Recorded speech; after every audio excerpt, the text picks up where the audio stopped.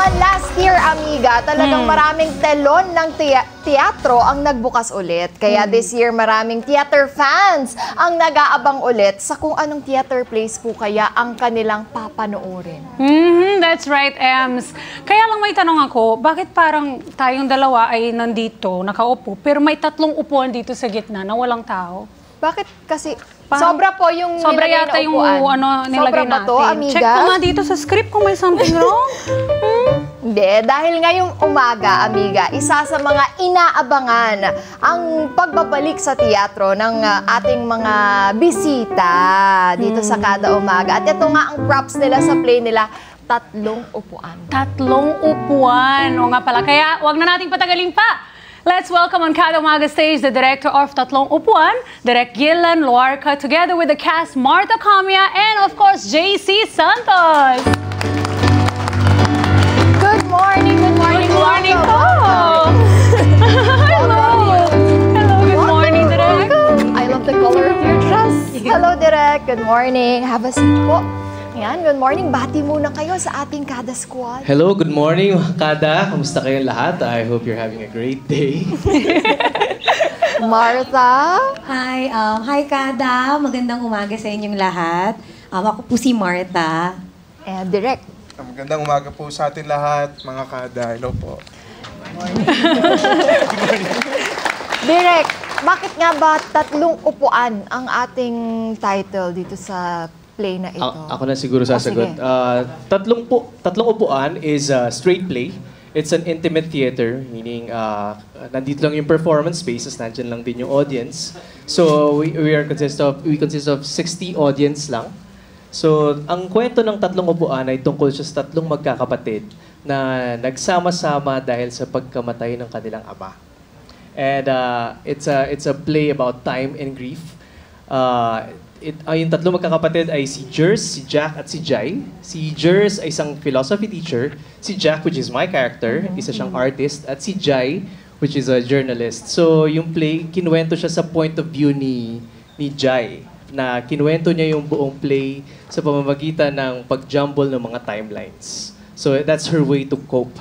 So, It's her way to grieve. It's her way to Yeah. grieve. Yeah. Gaano kahirap? Kasi ikaw, JC, no? Nag-film ka, nagte-TV, and now theater, which is, ito naman talaga yung una mo. Ano ba yun? Malaki ba yung difference nung sa theater and sa film and TV? Malaki yung difference, pero parehong mahirap. Sure. May mga pagsubok ba? Yeah. Kasi with the theater, you're acting with your body, di ba? Tapos with films, you're acting with your eyes. You're acting for the camera. So, mas maraming mas maliit yung acting. And film and TV is a director's medium. Yeah. And theater is an actor's medium. So, for me, it's apples and oranges. Wala naman akong favorite. So, Muntik ko na itanong eh. Ako din eh. Yan din yung sana next ko itatanong eh. Naisip namin. How about you, Martha? Kumusta naman yung experience mo with this With one? this play? Yes. Actually, this play, kinausap ako ni Galan if I want to be part of a new play that he was writing. So this was actually very fast. He wrote the play in like just a month. And then while we were blocking, while we were rehearsing, of course, as the playwright and director, nakikita niya what's working and what's not. So in the middle of the rehearsals, biglang ginumble-jumble niya yung scenes. So, syempre kaming 3 artista, we're like, Pinahirapan naman si Direk. but of course, it's part of our job as actors to listen to what the director and the writer wants to happen. Kasi syempre hindi mo namin nakikita yung buong play kasi we're in it. So it was mahirap siya, but at the same time, ang sarap niya kasi nasi-stretch kami as actors So, Nacha-challenge eh. Tas doon ka challenge kami ng natututo. sobra, yes. and also, I'm proud to say that what we have here, Gillan Luarca, is a 3-time Palanca Yes. Award winner. Hall of Famer, Palanca playwright. Award. And pumapuntang genius anytime soon. Direk, sige na nga, na-mention na ni JC. So, Direk Gillan, kamusta naman ang experience dito sa dalawa at sa play na to? Lahat-lahat, tell us. Napakasaya niya, no? Nagsimula yung pagsusulat ng play, tulad nga nung nasabi nila, tungkol siya sa grief, sa pagluluksa. So, na-inspire siya dahil mayroon akong mentor na namatay. So, habang nag-grieve ako, sabi ko, sa halip ng magmukmok, diba, maging malungkot, sabi ko, sulat nga ako ng play about it, no? Pero kahit yung nilungkot ng play, sinaya ng proseso namin. Wala kami yatang ibang ginawa sa rehearsals kundi magtawanan at magkulitan, maglokohan. Dahil kaibigan ko yung mga aktor, no? Yung pangatlong aktor ay si Jojit Lorenzo. No? So si Jojit, si JC, si Martha, lahat kami makakilala na noon pa sa teatro. So masaya, no? Tawanan lang kami ng tawanan. Tapos iyakan din ang iyakan. May lungkot yung play. So, very fulfilling. Enjoyable talaga siya. Amazing. This is your second run, Direk? Yes, it's our second run. Yung first run namin last year, kaunti lang yung shows, tapos 30 audiences lang. So, maliit talaga yung... Intimate, Direk. Very intimate talaga, no? Ngayon, sabi namin, baka sana mas marami makanood. So, dinamihan namin yung show dates. Tapos, from 30, sabi namin dapat mas marami. So, 60. So, Wow, Direk ah! Pero Pero maliit pa din yun. Intimate pa rin. Still. Mahalagang intimate kasi yung play kasi very personal yung topic, no? Very, so, maganda yung nakikita nyo lang sila nandyan lang sa hindi malayo sa inyo, walang pasabog. It's just really, talagang acting talaga nila yung folk. I wanna watch it. Tara, puntahan natin. Yes, please, one. Yes, we will. Kayo ba, ano yung natutunan nyo dito sa play na to? Ako personally, siguro, naging conscious ako about time. And then, kasi the play is about time and grief, di ba? And naging mas conscious ako, and at the same time, I question myself, what is time for me? Na hindi lang siya basta yung, okay, 1 o'clock, kailangan nasa work na ako, 3 o'clock, kailangan magmerienda na. Hindi siya ganun kasimple. So, yun, parang naging, kumbaga, I learned more about myself through this play as well. And also our play offers an insight kung paano ka mag-deal with pain, with grief. So there could be a discussion about it after the play, after they watch the play. Yes. Yeah. Kasi Meron ba lahat naman kayong tayo na-relate pinagdaanan dyan yun. sa inyong mismong role na you're playing and then parang siguro ganon din ako nung nag-grief ako noon. May ganon ba kayong moment dito sa mga roles niyo?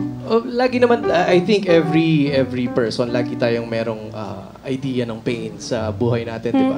At syempre, relate kami lahat dun sa Kasi sa iba-ibang feeling. grief no? Iba-ibang pain. And, Correct. Oo. So, I think, madaling i-portray yung character kasi lahat tayo pinagdaanan yun. It's just, hanapin mo lang kung nasaan siya. Yes.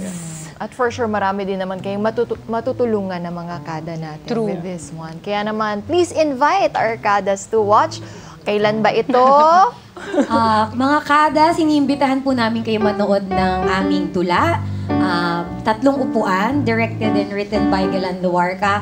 Sa totoo lang, ang shows namin from Feb 1 to 13 are all sold out. But, dahil nag-sold out siya, magkakaroon po kami ng additional shows February 22 and 23. That's Saturday and Sunday. 3 p.m. and 8 p.m.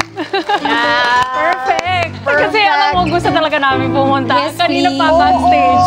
Ewan ko, nahihilig kami ngayon sa theater kasi na-amaze kami kung gaano kagaling Yes. yung mga actors, yung pagsulat. Kasi di ba talagang Totoo, ma-attach ka dun sa story. Ibang klase talaga. At saan naman sila pwedeng bumili ng tickets? Pwede po kayong bumili ng tickets sa tickettome.com. Bale, ang venue po ng aming play ay sa Arete, sa Ateneo, sa loob po ng Ateneo ito. Yeah. Thank you very much. Thank you. Martha and Direk, baka you want to share something pa sa ating mga kada? Ayun lang, I wrote the play for lahat ng may mga kapatid, tungkol siya sa 3 magkakapatid. So, kung may malapit kayo sa kapatid ninyo, mahal ninyo yung pamilya ninyo, at may pinagdadaanan kayong mga personal na challenges, lalo na sa pagluluksa, para sa inyo yung dula. So, sana makanood kayo lahat. Gusto ko lang i-share, no, Direk. Ito lang, napansin ko lang. I don't know if kayo rin, may mga ganito kayong kaibigan. Kapag may nawala dun sa kanila, sa mahal sa buhay nila, halimbawa, magulang nila, dun palang nagiging close yung magkakapatid. May mga ganon, May mga oo. ganon na story na sana nung kumpleto pa, close na talaga sila. Huwag nang hintayin pa yung panahon na yon. Yan exactly yung dula na. Wala pa. Wala. Direct. Ang may na-feel direct para panoorin ng lahat. Quiet muna. Ano lang yun, napansin ko lang. Kasi dito, parang, wait lang. Kasi may mga friends ako na ganun sila. Yun yung nagiging experience nila, di ba? Tsaka, isa pa excited na-observe tuloy ako. ko. Anong kwento yan?